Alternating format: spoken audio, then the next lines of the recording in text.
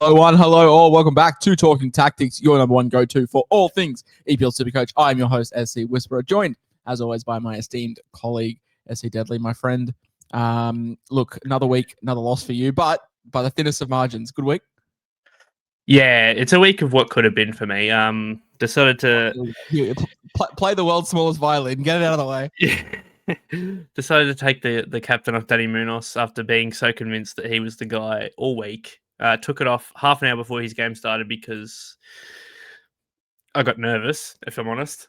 And I said this to someone in the Patreon before this week even started. I said the best tip I can ever give you for SuperCoach is your gut feeling, or your first instinct is usually your best instinct, usually always right. And I should just trusted that it'd be nice if I listened to my own advice because I'd be in a much better spot. But no, Captain Haaland instead of Munoz, so nice little 18-point difference there plus. So, but it could have been worse, to be honest. I'm glad I made the trade and got Munoz in this week. Yeah, well, you say that following your gut is the best bet. One of us last week owned Eberechi Eze. One of us this week didn't own Eberechi Eze, and that is me after selling him. So not great, ideally. Like, I'm not gonna lie, not ideal. After spruiking what's his name, Mascara last week, I ended up buying Milenkovic, who I didn't end up starting. I didn't start Elliot Anderson. So there's 27 points on the bench. I Could have did been a big week for you. I bought Yukiwa Minter. He got 15, which is great. I bought Denny Munoz. He got 23, which is great. Obviously, love that. And just a big FU to all the Haaland captains out there. I won. I captained Salah. He got 6 and you got 5. So who's the real winner? Obviously 1 point. But no, not too bad. 98 puts me 1,093rd, literally 93 spots outside the top 1K after being like, 30th after week 3. So on the comeback. Not too bad, sitting with 31 trades remaining after 12 weeks. So pretty happy with that. When we start with 44. So I've used just over 1 a week, which is probably basically what we're allocated. Chelsea defense continues to be really good.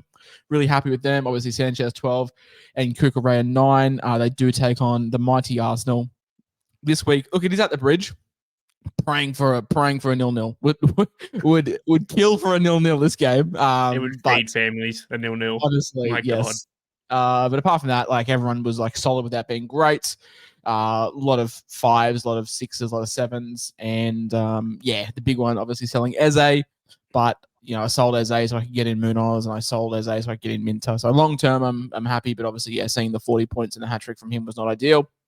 And just the poor benchings with Milenkovic and Anderson. But I was never playing those guys. So overall, not too bad. But mate, let's talk about the week that was. We'll have a look. Of course, we'll have a look. Yes. We'll do the game week 12 review, going through all the key scorers and the stat highlights, the injuries and rotation risks, the eye test standouts, and the watch list movers. This week was a Champions League week as well, my friend, or a European week, I should say. Champions League fixtures wrapped up overnight, so there's some fallout there. Liverpool been hit pretty hard with some injuries, and so some stuff to talk about there.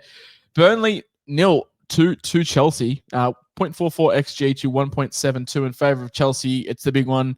Death taxes and box-to-box / defensive midfielders. It's Enzo Fernandez, 20 points and a goal for him. Trevor Chalobah, 14 points and a clean sheet. And my boy, my FPL round 1 hero, Toyson, 14 points and a clean sheet. Chelsea just continue to be really good, my friend. And this is the weird thing I said to you last week. It feels like I own Robert Sanchez, and it feels like he has hauled every week I've owned him. But he's only averaging 6.5, and obviously they had the red cards early in the season. But in these fixtures, they're performing really, really good. Tough ask against Arsenal this weekend, again at the bridge. But overall, Enzo Fernandez, 20 points. I haven't even looked at the top 10, but I imagine he's probably in there. What are we thinking? Yeah, no, Enzo's a guy I was actually really, really interested in. He was a guy I was beginning to really become get a liking to be honest, because when you look at his deep underlying stats, he was due a goal or an assist. Before he got this goal, he's got the most XGI out of the whole league since his last goal. He's had 3.21 or something like that without getting a goal and an assist, so it was definitely due. And the thing with Enzo is he really does like to get forward, especially as of late. He's really, really getting forward. So If you're buying Enzo this week, I'm not going to talk you out of it. That's for sure. He's definitely a guy that's still heavy on my radar. Yeah, and some interesting developments since the last time that we recorded. Mr. Cole Palmer. Yep. Don't know what he did. He had a mishap at home. Did you see? Mark Cucurella said what happened? Did you see what it was? What's God. Apparently, he was playing FIFA. I can only assume he was playing Foot Champs and kicked a wall and fractured his toe. Fuck hell. Oh my god. Yeah. So anyway, he's out for like another month. He was supposed to be back relatively soon. He's out for another month. So Enzo, decent little 4-week punt. And yeah, the XGI has been great. I know as an FPL owner, I've been frustrated the last couple of weeks, but I've held the faith and been rewarded. Yeah, no injuries from this game, which is great in terms of the eye test. Yeah, Enzo was unreal. Pedro Neto has been like low key very good this year. Sneaky elite. Jamie Gittins showed a bit after a slow start. Mark Gui came on, got an assist. Shout out to him. That was great, and the lap will be a regular. Look, I know that it's very early on, but fraud of the week, Jao Pedro, straight away. 0 points. My vice captain. I know who my fraud of the week's going to. We'll get there. But yes, Chelsea players this week against Arsenal is definitely the big watch list this week. I think it could be a draw. In saying that, Arsenal play very boring football, and they did the job against Bayern Munich overnight. I think it was 4-1 and just dominated the game. So it's going to be a very, very tough ask for Chelsea. I know that I've got double defense, which is not ideal. I bench Sanchez every week, and he comes on. But this might be a week if they do get battered that he just stays on the bench. I don't pick up negative points, so we'll cross that bridge when we come to it. Bournemouth 2, West Ham 2. I'll take this, considering the XG is criminal game, absolutely criminal. 2-2. The XG is 4.06, one of the highest XGs I've ever seen. To 0.65. Areola one assist. From goalkeeping, 10 saves, 20 points. Callum Wilson, 19 points and 2 goals. And James Tavernier, 16 points and a goal. James Tavernier. Oh my God, what a name. It's Marcus Tavernier, but James Tavernier. Famous Rangers right back, James Tavernier. Right. I was going to say, sure, I haven't pulled that from somewhere. He was elite in FIFA like a couple of years ago, Tavernier. But yeah, Areola, this might have been the most disgusting game I've ever seen, but the best game I've ever seen from a goalkeeper. Like, he scored points in the weirdest way. When you concede 2, and you're a goalkeeper, you're honestly expecting a 1-pointer, not 20. Yeah, he was once again, shout out John Victor. Shout out John Victor and Mads Manson. Shout out John Victor and Mads Manson. For anyone wondering, is Alphonse Areola a buy? No, don't hope themselves. Yeah, Marcus Tavernier, 19 points and a goal, no injury risks. Callum Wilson is a goat, apparently. Sure. Goat. Jean-Claude Todibo somehow played a good game. Shout out to him. And West Ham are starting to come into a really tough run with a crucial draw. Yeah, I think we spoke on this last week. Like, if we get 4 points out of the next 9 games, I'm pretty happy. So yeah, tough. Sort of especially for us, it's now the point of it's been that long since Bowen's really had a haul, and what are we doing with him? And now the run really is tough. Like I don't know if I think you held him. If only you kept Eze instead of Bowen just quietly. But I actually toyed with that idea. I honestly toyed with that idea last week. I'm filthy that I didn't. But no, like, I think I said last week, if you held Bowen through this, you probably just see him out. 14 break even, he's still 8.3 mil. So honestly, I'm trading. Yeah, fair enough. I haven't even looked at who the options are this week. I've been too focused on UCL fantasy, which was dismal for me this week. I captained Mo Salah as I watched as I watched Kylian Mbappe. No, I limitless this week, so I didn't have Dan Burn, but I limitless with Salah. Captained him as I watched the Ninja Turtle himself score 4. And also owned Rasmus Højlund and watched him miss a penalty, which was unreal stuff. So I am no longer. That's why you messaged me saying Rasmus was a fraud. Oh yeah. Just for context. Anyway, shout out Ivan Perisic scoring a pen and ruining Liverpool's day within 5 minutes. Shout out to PSV because they might have just ended Arnie Schlott's managerial career in one game. Where do we see? Actually, we'll talk about Schlott when we get into Liverpool. Yes, we will. You're getting sacked in the morning. 2-1 Brighton Brentford, XG 1.22 to 1.91. You keep him into 15 points and only 1 assist. Now, FPL have him down for 2. I feel rorted. Footmob, what are we doing? Second one was never an assist. Hingelwood, 14 points and a goal. And Bart Verbruggen, 11 points with a penalty save. And yes, Igor Thiago did miss the pen. But scored another one. But scored another one.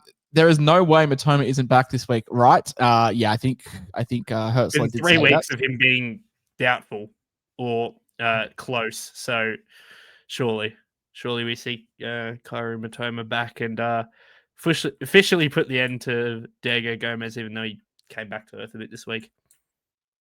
Yes. Eye test. Matoma really good. Kevin Charter was good again for Brentford. Thiago could have had another elite game. I'm glad he didn't. And I will never ever forgive myself for selling for Mo Salah. Denny Welbeck is still him? Question mark. Ian and Kaylee Oglu really good on that left side. Diego Gomez finally came back down to earth. Yes, vindication. Just random. He still made like almost 6 mil, but yeah, don't care. It's the most fraudulent 6 mil you've ever made. Hey, if you got on, fantastic. Fulham 1, Sunderland 0. Fulham 2.19, XG to 0.17 for Sunderland. This is just the story of Sunderland. They're not a team that create a lot of XG. So, they do play that high variance route and look for sort of wonder strikes from Dan Ballard. But, didn't come off this game. And Wacky Madison, 14 points and a clean sheet. Calvin Bassey, 13 points and a clean sheet. And Chuck Wasey, 12 points and an assist. Yes, you've put here this game was a proper poo slinger, and it was, and no one from either of these teams should be in your team. So I'm going to be moving on because we'll spend a bit of time on this game. Getting player of the match just says all you need to know about this game. Shout out to Sanderberg. Liverpool 0, Forest 3. Liverpool 1.93 to 1.58 XG. Murillo 31 points with a goal and a clean sheet. Neco Williams. 26 points. Sorry, Nico Williams. Neco Williams. He said if you call him Nico, he'll punch you. Neco Williams, 26 points, 1 assist, 1 clean sheet.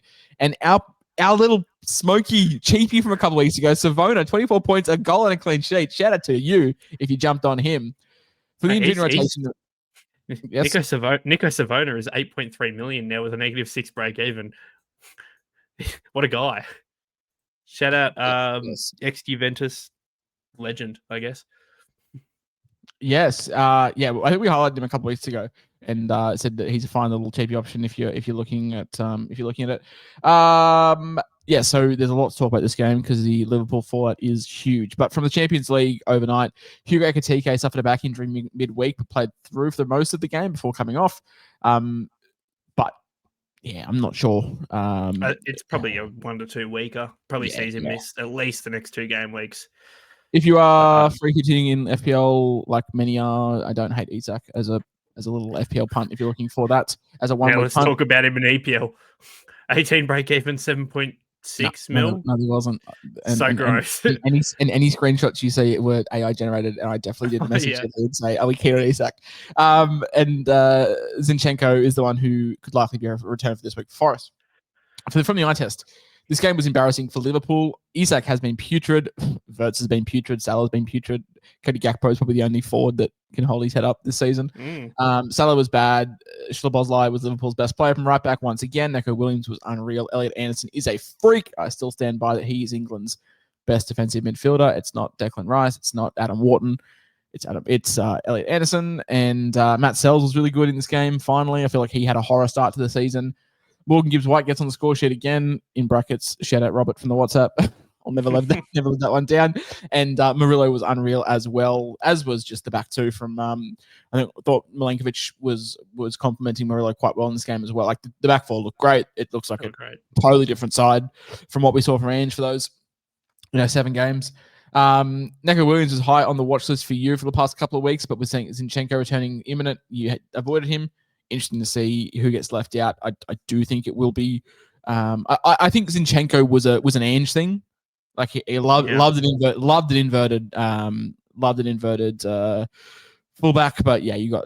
I think back to like your Ukrainian boy Mikolenko and Nathan Patterson. Don't bring his name up. Deitch likes to play with higher wingbacks, so I just think it's not suited for Zinchenko. Liverpool suck. Arne Slot. obviously came in off the back of a brilliant period under Jurgen Klopp, and people thought last year was a transition year. Obviously, they cakewalked the league, and we're now seeing that hangover. I do think the very, very unfortunate death of Diego Jota does play a part. How much of a part is it playing? I don't know. I've never played elite sport with friends that I've lost. I've lost friends in my personal life, but I have never lost them sort of on a professional level or even semi-professional level of sport that I've played growing up. So I would imagine it's having quite a big impact. I also think Liverpool fans now truly, truly realize and truly respect what Trent Alexander-Arnold did for this side. So many times nothing would be happening or they get pressed the shit and you just give it to Trent. And Trent is one of the best passing players, not even right backs I've ever seen. And he would just find a crossfield ball and just relieve pressure. Now you don't have that. You've got two new fullbacks, one in Jeremy Frimpong that just cannot stay fit. And Conor Bradley, he's fine. He's not Trent Alexander-Arnold. And Milos Kerkez has been bad. Like it's plain and simple. He's been bad. Ibrahim Konate has been bad. Van Dijk has looked like Southampton Van Dijk, really. He hasn't looked great. Szoboszlai has been the only shining light in this midfield. McAllister has come back to earth massively. Salah was never going to replicate what he did last year because it was just groundbreaking. And you've got Florian Wirtz has now come in. You've got the most money we've ever seen spent in the transfer window, but now it's just not clicking. I think sacking Arne Slot is crazy. I think it's a terrible idea. But this is the transition year that we knew was coming, but we thought it was going to come last year. Yeah, I think you're right. And it's but the problem is every single time something like this happens, a tendency expected to be good, goes on a bit of a poor run, the manager's always the first to cop the blame. And I don't think it's because of Schlot's system that this team is just performing bad. It's just no one is living up to how good they should be. Ibrahim Konate was touted as one of the better centre-backs in the league last year. He's up there with one of the worst now. Isak was probably the best striker in the league last year. He's been horrible since he played at Liverpool. Salah's, he's been okay in bunches, but for the most part, he's been pretty invisible. And Milos Kerkez at Bournemouth, probably the best left back in the league last year, comes to Liverpool. Now he looks horrid. So shout out to Iriola and Bournemouth for making left backs look fantastic, and Adrian Truffett's not that good realistically. But yeah, I think sacking Schlott, it's probably going to happen, and the fans are calling for his head. It's probably not going to last long, but I do also reckon it's a bad move because now it's going to be a bit of a just another transition period with another coach, and the same stuff's going to happen unless they fully have belief in the coach, because it seems like everyone's lost it in Schlott now. Yeah, I mean, different system as well. Like it's the first time since sort of I wouldn't even call him a 10, Jorginho Wijnaldum. Like maybe the first time since Coutinho that they've really had like a 10 on the books, rather than sort of two boxes and a sitting midfielder. So it's a system change, it's a formation change. I do think this might be the final year we see Mohamed Salah. I think Liverpool are crazy if they don't cash in on the Saudi money. Like, I think you'll go. Yeah, and so do I. Like, and then what happened? Like, Isak was a luxury purchase. It felt like they had their sights on Hugo Ekitike, and he was the guy. And then obviously when Alexander Isak comes up and he says, "I want to go to Liverpool," sort of, you move heaven and earth. It's the same as when United signed Ronaldo when they panicked a couple of years ago and bought him because he was available. And I think that threw everything out. Like I think Ekitike has been the best striker out of the two of them, and I don't think it's been very close. But when you pay 140 million for Alexander Isak, then yeah, I feel like a lot of big money Prem trends, like I think Johan Visser hasn't played this year, has been quite poor. Like that sort of whole scenario has been sort of a lose-lose for everyone, I think. But yeah, no, I would hold faith in Arne Slot. I think you give him at least another 2 seasons. This year's a transition year, and then next year, if it doesn't look to be much better, then maybe start having some conversations. Anyway, Wolves, they suck. They lost 2-0 to Palace. They did create 1.79 XG, so shout out to them. And Palace only 1.27. Daniel Munoz, the GOAT, 23 points, 1 goal, 1 clean sheet. Maxime Lacroix, TikTok legend, 1 assist, 1 clean sheet. Jeremy Pino, 13 points, 1 goal. I do remember when Munoz had like a 3-week spell where he didn't do anything from like game week 5, I want to say. And there was a lot of chat about selling him. And we sort of said that he's been the best, fullback for the last 3 years in terms of a fantasy scoring standpoint. Like, we know it turns around and he's starting to haul again, which has been great. Chris, in brackets, Ed Richards came off with a calf problem and could miss this weekend. Wolves still suck. Daniel Munoz, Maxime Lacroix, both really good. Pina, absolutely unreal goal. Absolutely. Adam Wharton was really good as well. Jean-Philippe Mateta, he's a Rockstar Diamonds player. He does this, right? He'll go over a 12-week period. He could average 10 points, but 9 of those weeks he'll average 4. In the last 3, he'll average 35. Yeah. It's a bit gross. He's so hot and cold. Nelson Agbedu was decent for Wolves, and Ismail Assar was a non-factor. Should you still fork out with 12.1 million if you don't have Daniel Munoz, or can you wait? That is the $12.1 million question. He's a 2 break even this week. He's not getting any cheaper. Does play United. They look shaky at the back. Like, United look really good going forward. I know they didn't score against 10 men, Everton, but they piled it on. The XG was through the roof. They just couldn't quite break down David Moyes' side. But I think attacking wise, they're really good, but defensive wise, they're really poor. And yes, Munoz is listed as a defender, and you're sort of relying on him to get clean sheets, but he plays as effectively a winger. So I think there's chances to be had. I think Ismail Assar, Mateta, and Daniel Munoz could all be there. If you don't buy him this week, his break even next week is 4. If he scores, projected score this week is 20, apparently. Shout out to that. Right. Even if he still scores 5 points or so, his break even still like around 6 or 7. So I still think he's definitely worth. It's because he averages 22 against Man United.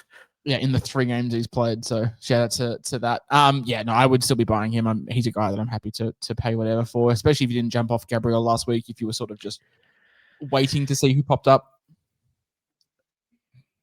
Yeah, Munoz is the guy. It was sort of always, we had him marked down as like a buy when you can, because he's going to be a guy you want. But it's getting to a point now where you got to get him pretty soon, because he's already had some pretty big scores. He's averaging 12.1, and it's going to get to a stage where it's going to start to level out a little bit. You might lose out on a few decent scores if you don't get him real soon. I think I wouldn't say move heaven and earth to get Munoz, but if you can get him and you're comfortable with getting him in any possible way, do it this week. Yep, no, agreed. Buy when you can, but he's not going to be any cheaper anytime soon. Newcastle 2-1 to Manchester City. Harvey Barnes, 28 points and 2 goals. What a guy! What a guy! A goal for Diaz and 18 points, and Bruno Guimaraes 10 points and an assist. 2.49 XG for Manchester City. Haaland's blanked now 3 Premier League games and 1 Champions League game. I would be concerned if the chances weren't coming, but the chances are just still 2.4 XG, and they're funneling everything to him. We know that he's an unreal striker. It's just a lean patch. I've got no concerns over Haaland this week. He should kill. He's going to have a field day against Leeds at home, surely. Yes. I know Harvey Barnes will be very popular, but I think Jacob Murphy comes back into the side, and Anthony Gordon is also back. Gordon's going to be the big one. Yeah, Anthony Gordon's also back, and then it's a case of, do you play him on the right? But if you play him on the right, you've got Elanga, you've got Murphy. Like, you've got so many options. I just don't think you can go near Harvey Barnes. Shout out to Sven Botman, who is now not in the starting 11. Anthony Gordon is healthy. You got Kieran Trippier out for a few more weeks. Yeah, it's been a rough one. It's been a rough one for you and Sven Botman. From the he's mid-price now, by the way. Sven Botman. Shout out. I think someone in the comments said they were looking at him in a couple of weeks. So I'm like, well, he's not going to get any cheaper. So, he got cheaper. Don't worry about that. He's now not even and this is with Dan Burn out. He's not in the starting 11. Imagine when Dan Burn's back healthy, mate. I have no one to trade him to, but he has to go soon because he's just going to sit there and rot. I just have a question for you. Can't go on like this, can it? It can. I'm going to go back in my messages with you, back to when I was asking, I want a Newcastle defender. Is it Botman or Tiao? And you said, oh, Botman seems a safer option. I'm going to find that, and I'm going to show the world. Because Malik Tiao is, hang on, he is 6 million, so only 3.5 more. but he's at least put up a 7. Sven Botman's put up a -4. Sven Botman's best score since I bought him has been a 4. Great. What a guy. He sounds like me and Mo Salah. Sven Botman, since I bought him, is averaging quick maths, 2 points a game. War a player. That's 7 million. What a guy. Leeds 1-2 Aston Villa. Leeds winning this one on the XG about a 1.79 to 1.58. Probably says that should have been a split points game, but Villa get the dub thanks to 2 goals from Morgan Rogers. Mancha 13 points and a goal, and Daniel Marlin, who has been low key, very good. Anton Stach said to be out until the 5th of December after suffering a knock. Anthony Rogers, Morgan Rogers, wow. That free kick was lovely. Ampadu was unreal for Leeds. Kamara and Tielemans controlled the midfield really well for Villa. Another Watkins blank. He stinks. Daniel Marlin really good off the bench, and Pau Torres was really good. I think Marlin's been unreal for the last couple of weeks. Like we said this all the time. When he gets minutes, he's fantastic. It's just really hard for him to get minutes. Get our weekly Ollie Watkins price check in. Hold on.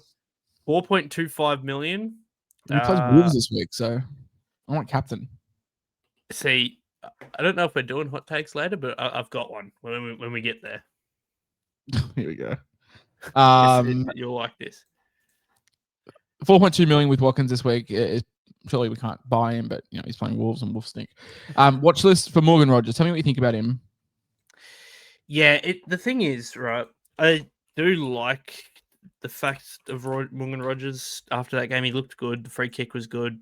Problem is he wouldn't have got that free kick if Buendia and I want to say Digne, I think were the two, weren't off the field, because they both came off at halftime, and they were the guys taking both, standing over the free kick for the first half. So I want to say he wouldn't have even got the chance to get the free kick if they were on, but who knows? A Wolves matchup this week, it's the best matchup you can get this season. So just anyone becomes an option against Wolves, really. But you look at the fixtures after for Villa, I don't know how to feel about it. It goes, so they got Wolves this week. Then it goes Brighton away, then Arsenal, West Ham away, Man United at home, Chelsea at the Bridge, Arsenal at the Emirates, and then you got Forest, who are starting to look really good. It's a gross next 8 weeks. I only like one match up there, and it's West Ham away, and I don't even love that. So I've sort of put Villa to the side, and I'm not really looking at anyone. Congrats, Morgan Rogers, on your goals, but I'm just not interested anymore.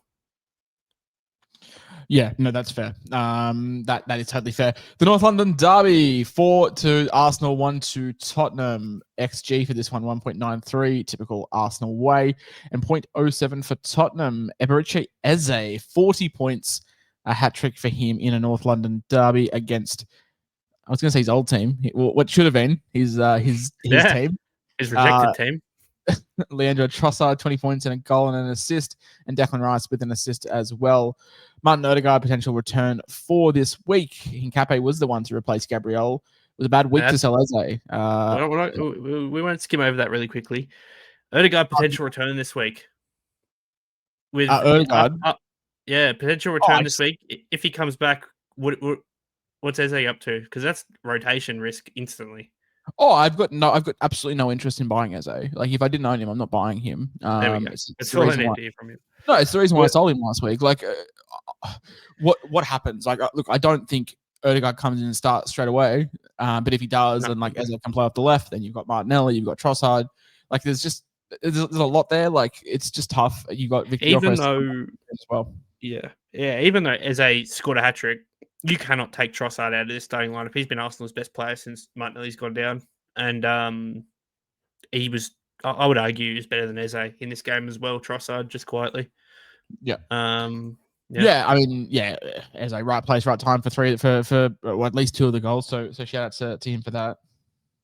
Yeah. Hincapié, not Mascara. We did.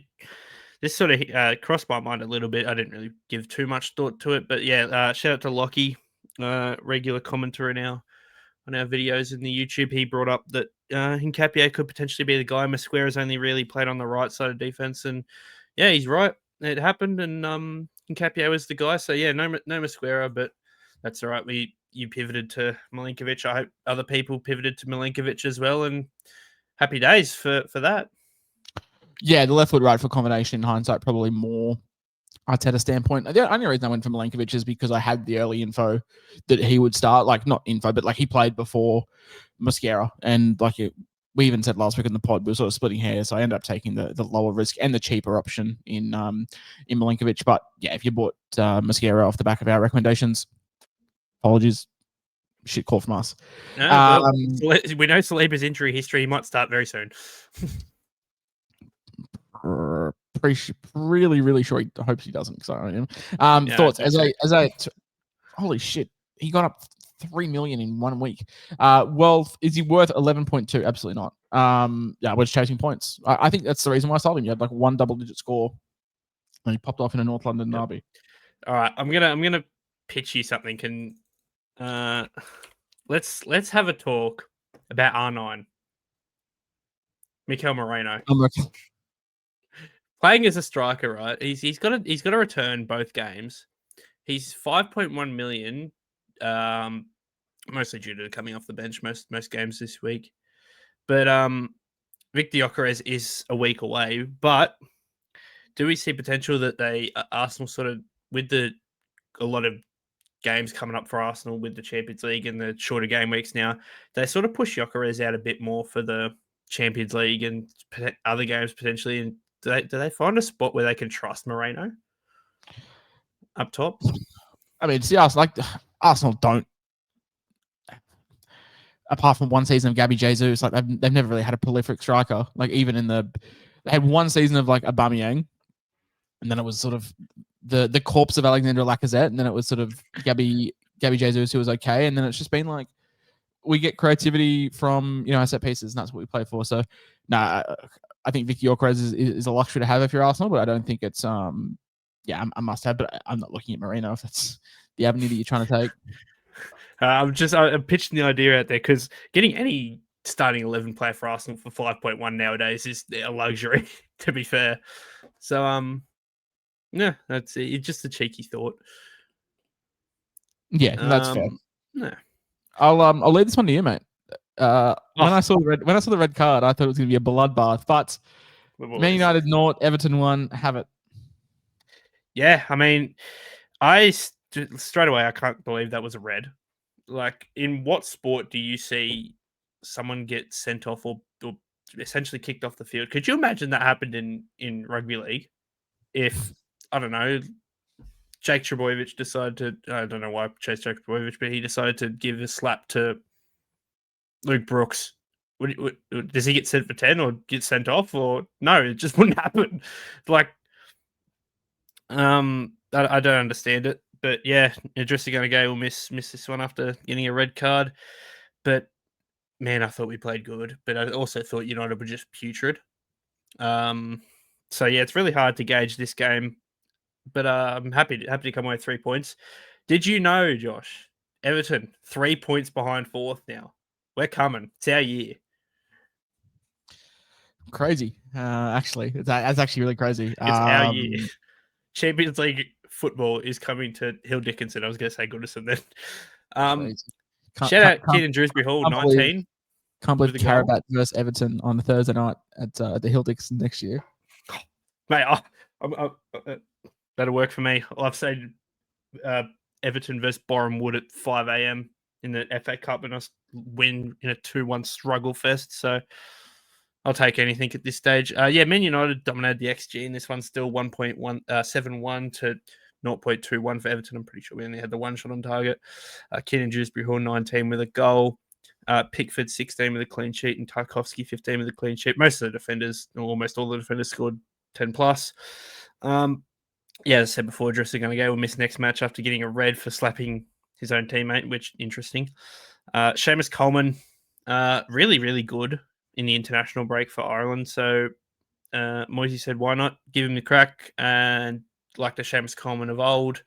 He got injured within 10 minutes and will be likely out for a while with a hamstring injury. So not ideal for our right back standards, but James Garner has been awesome. So that'll be good. To me, United were just putrid. Matthias de Ligt was pretty good, but playing as 10 men for 70 minutes, you really expect better from United. Imagine KDH did this, actually hold back-to-back weeks when we all owned him. That would be really nice. Pickford was good. James Garner, Mr. not going to West Ham because David Moyes won't take anything less than 60 million for him now, which is what I want to see. Was unreal. Ahmad was good in base. I don't think he was that good in the game, but he was good SuperCoach scoring wise. And I don't know how to feel anymore, Josh. Tierno Barry's actually had 2 decent games in a row. Like, I still want a striker in January, but I don't know how to feel about him. And the question I got for you, Josh, last thing before we wrap up the review. What's the go with Jack Grealish now? Is he still a season keeper, or are we just done with him? I think it was like a feel good story. Like I don't know if I ever saw him as a season keeper. But he's still averaging 8.8 over the season. Yeah, but it's really across 3 games. It's a bit of a Mateta. What's his 5 number to be shot? But still, like this is just the nature of Premier League football. Like it's just volatile. Like people go up, people go down. It's very rare that you sort of have consistent games, like consistent across the season. So it's fine. Like Bruno's fine. He chugs along. But no, Grealish, I'd probably I think we said this last week. Just move off him. Yeah. Right. Look, I'm just keeping him until someone pops up, or I have the money to move up to like an Enzo or something. All right, let's talk about our fraud watch. Leave the football before the football leaves you. The football's left them. Yeah, I mean, I've said my fraud is João Pedro, 0 points. It's just absolutely unacceptable. He was my vice captain, so love that for him. But you said yours is interesting, so tell me. Yeah, well, I've got a couple actually. So John Philippe Mateta, who we had as potentially one of the better captain shouts last week, scoring a 3 against Wolves. Shout to John Philippe for that. But my big captain, my big fraud, Brian Mbeumo against the 10-man Everton team was probably one of the worst players in the park. So, yeah, shout out to Brian Mbeumo. Can see he's clearly ready for AFCON and doesn't want anything to do with a Ruben Amorim system, which is what we want to see. And yeah, with a pretty tough Palace matchup this week, and it might be. I reckon it'd probably be time to jump off Brian Mbeumo coming into AFCON. He was the flavour of the week. He's going to start leaking cash. Yeah, he was the man. He was the man 2 weeks ago, and now everyone's jumped off. Let's talk about the SuperCoach talking points for next week before we wrap up. It can't go on like this, can it? It can. All right. Palai's Bird. Palai's Bird, coached by John. Scored 191 monster score. Captain Munoz, you would know what that's like, buddy. Everichi Eze 40 points. Everichi Eze 40 points. Maxime Lacroix 22. Harvey Barnes 28. Big Palace guy had 6 Palace players. So shout out to him. Up against the Wolves. A quick mini league update. The Gooner score 4. Troy. He's first in the mini league and 3rd overall. He's got 179 this week. So he had to have changed his name after this week. 100%, surely, 100%. If he didn't change his name and they scored 4 this week and he's now top the mini league, it's written in the stars. Yeah, no, agreed. Let's go through the top 10 most purchased players. We cannot replace him. We cannot. We cannot replace Harvey Barnes, apparently. Most purchased player. With Anthony Gordon coming back and so much competition on the right, it's just a no from me. Yeah, I think just the wingers that they'd have, like Anthony Langer was one of their big money signings. And he's been benched for Jacob Murphy pretty much the whole season now. And they started to include him. They took Barnes off for Langer at some point towards the back end of this game. And the big problem I have is now that Anthony Gordon's healthy, they've got a full wing rotation, and they will use it. If Harvey Barnes in as good a form as he's in, if he has a pretty poor 50 minutes, 55 minutes, he's coming straight off for Gordon or a Langer or a Murphy or whoever's benched. But yeah, it's going to be rough. He's going to make him heaps of cash. So and he's in good form. Like I don't. It's hard to say I don't hate the buy, but I could see why people are doing it. It's like Diego Gomez, but I prefer Harvey Barnes to what Diego Gomez was a few weeks ago. Yeah, no, yeah, of course, like, yeah, much prefer Harvey Barnes over Gomez because there is a chance he sort of keeps his spot. But for me, it's it's a no. As it is with Ebridge, he has a 11.27 million. Yeah, no. Yeah, chasing points with this one, I don't like it at all personally. Cool. Daniel Munoz, we've already sort of said so. We like him. We like him any week that you can get him. Jump on. Morgan Rogers, 6.17 million. Thing with Rogers, whether he does play centrally, plays sort of in those wider channels. Aston Villa play quite narrow, so he's always going to be in attacking spaces. I don't mind him as a third forward at 6.17. Yeah, I just the upcoming run for Villa doesn't really entice me. But I can't understand why you'd get him, especially the fact that he's going to make really good coin once that -3 drops out of his rolling average next week. And if he scores against Wolves, you're in for some good coin there. He also plays Wolves. That's probably captain. That's the big kicker. Number probably 6, captain him. Yeah. Number 5 on this list. Sorry, Yakuba Minter, 10.72 million. Same thing with Daniel Munoz. Any week you can buy Yakuba Minter as a good week. So I think I can speak on behalf of both of us when we say that. Wheels up for Minte. Enzo Fernandez, 9.11 million. Talk to me about this because I'm very much on the fence. Up against Arsenal this week, obviously, but you sort of have to look past the fixture because the break even does play a huge part in this. Yeah, personally, Enzo's top 5 mid. That's just where I sit on him. So maybe I'm not the guy to talk about him, but it is going to be a bit of an interesting one because Caicedo's back probably this week. He had a rest. So he'll get played this weekend. And once Cole Palmer's back, does Enzo keep chugging forward like he has been of late? I'm not so sure, but for now, at least for the next 4 weeks, he looks to be one of the better mids available. And I think, yeah, if you can get him, I wouldn't hate him as a season hold at all, to be honest. Yeah, no, that's fair. Murillo, 7.46 million. Probably, I'd rather still take Milenkovic at 5.13. I understand the break evens are quite a bit of a discrepancy, but -7 break even for Nikola Milenkovic, and he's nearly 2.5 million cheaper.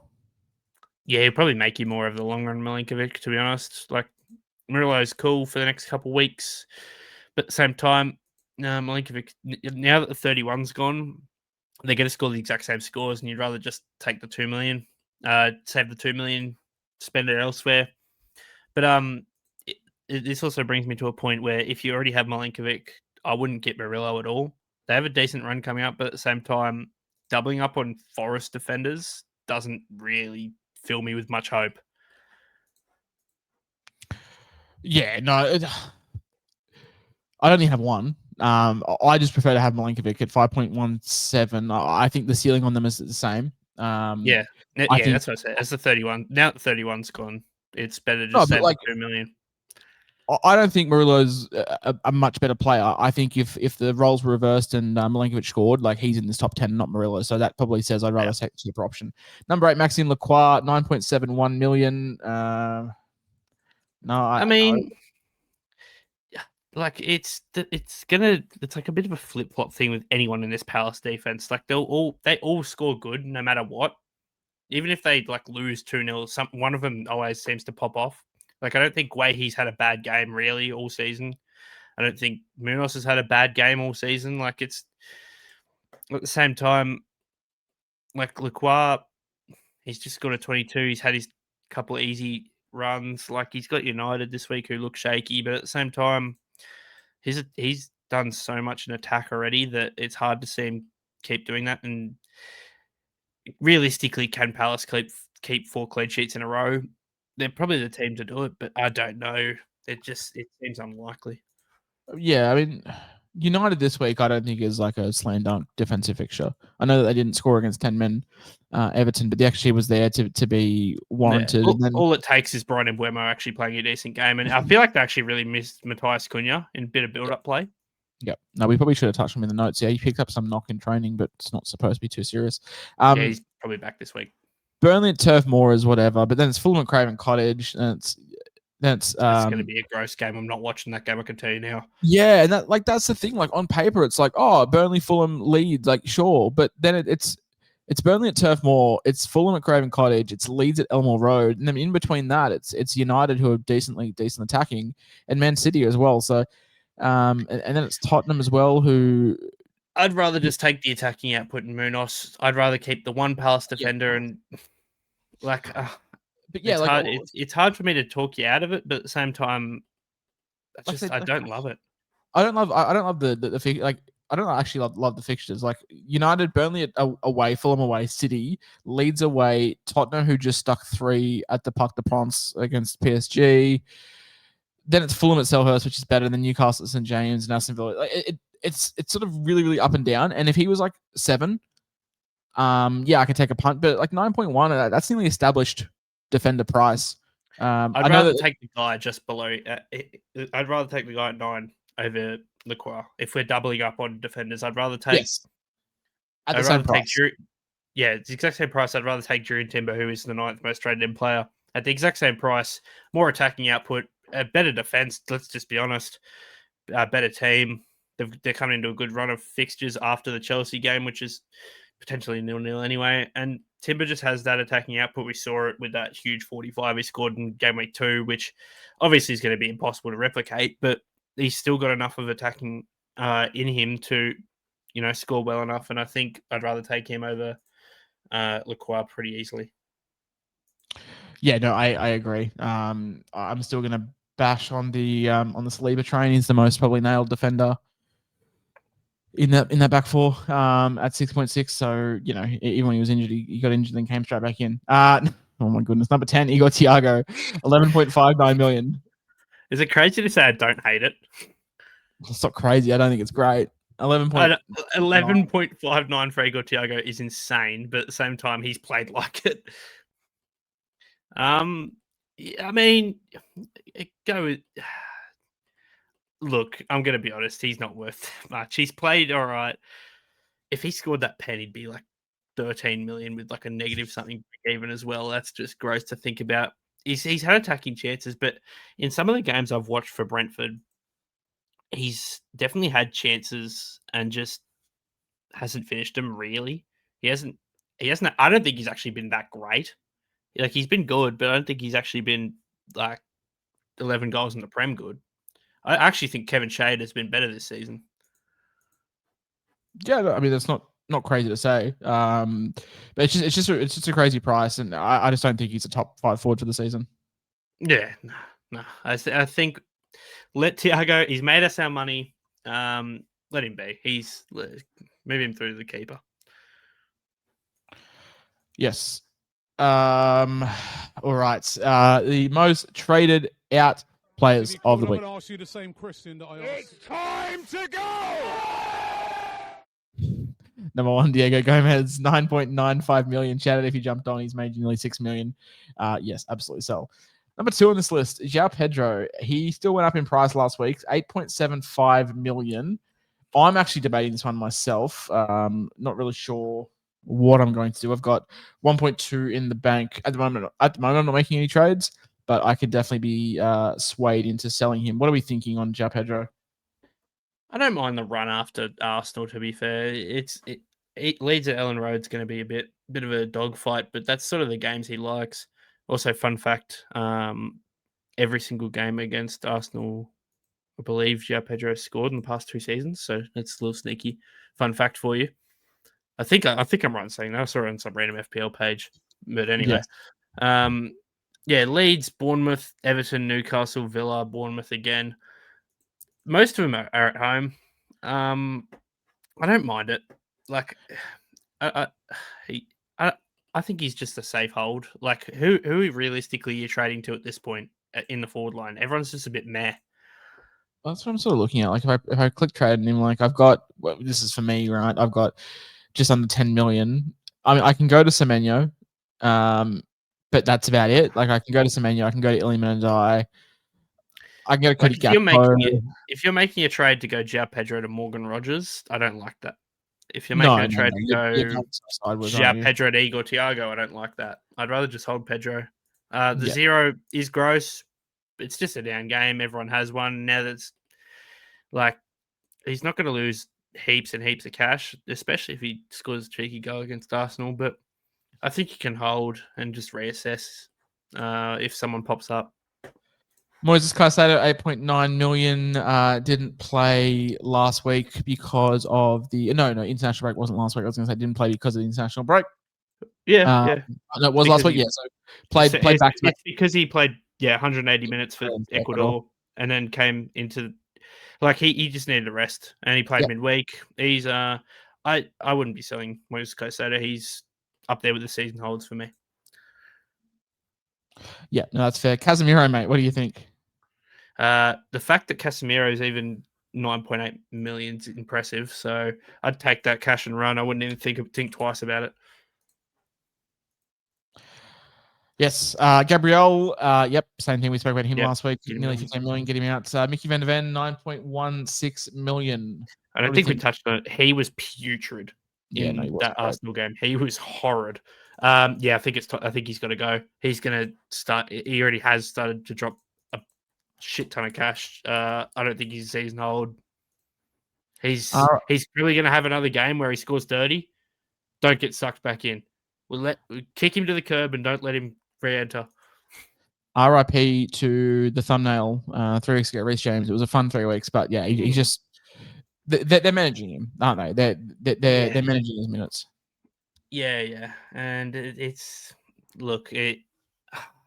hard to say that he's a hold at 25 break even with the rotation risk between him and Gusto, and especially when Caicedo and Enzo are going to be fit and playing midfield.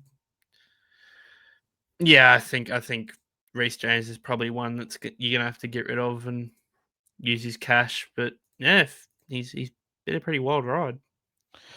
Yes. All right, Jack Grealish. We sort of touched on him. Yeah, I think it's time to jump off. Lucas Paquetá.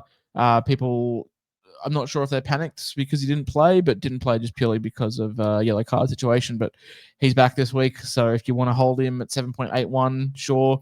But I just think that West Ham draw is quite tough, and yeah, I'd be looking to get off my assets where I can. Number 10, Ryan Gravenberch, 9.52 million, 250,000 lost over the week. What are you thinking of Gravenberch? Yeah, 22 break even. West Ham, Sunderland, Leeds is pretty good. Into Brighton, wow, Liverpool's run is actually really, really good. Just shame they suck. Look, for me, it's another one of those. Who are you trading to? Like, if you're going to Yakuba Minter, I don't hate it. If you're going him to Eze, don't. I'd rather just hold Gravenberch. I'd probably score the same over that time. Save the trade. The trade's going to be worth more. I